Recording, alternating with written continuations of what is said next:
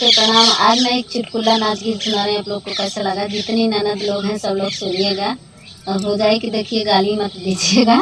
मैं ऐसे गाना बनाई हूँ, आप लोग को सीरियस मत लीजिएगा। अरे होई गई दारोगा जी से यारी हो मोरी ननदी दुलारी, होई गई दारोगा जी से यारी हो मोरी ननदी दुलारी।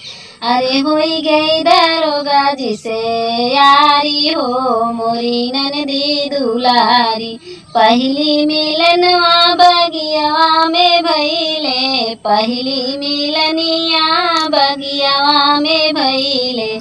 5 रुपया एक साड़ी हो मोरी ननदी दुलारी, 5 रुपया एक साड़ी हो मोरी ननदी दुलारी।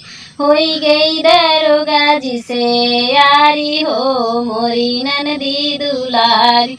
जबरे दारोगवा के बदली होई गई, जबरे दारोगवा के बदली होई गई। बैठी मन मारी हो मोरी ननदी दुलारी, बैठी आंगन मन मारी हो मोरी ननदी दुलारी। होई गई दारोगा जी से यारी हो मोरी ननदी दुलारी। जाई कहे अपने बारे सजन से, यो हो सजन तनी बैदा बुलाईदा, ए हो सजन तनी बैदा बुलाईदा। तोहरे बहनियों के धैला बेमारी हो मोरी ननदी दुलारी, तोहरे बहनियों के धैले बेमारी हो मोरी ननदी दुलारी। होई गई दारोगा जी से यारी हो मोरी ननदी दुलारी।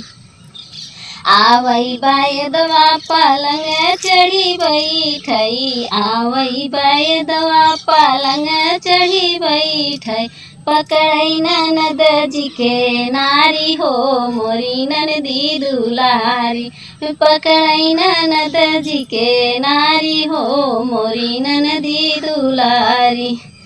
नायन के कौनो रोग बटै न कौनो बेमारी, नायन के रोग बना कौनो बेमारी। एत होई गई पेट से भारी हो मोरी ननदी दुलारी, एत होई गई नी पेट से भारी मोरी ननदी दुलारी। होई गई दारोगा संघा यारी हो मोरी ननदी दुलारी, होई गई दारोगा संघा यारी हो मोरी ननदी दुलारी, होई गई दारोगा संघा यारी हो मोरी ननदी दुलारी।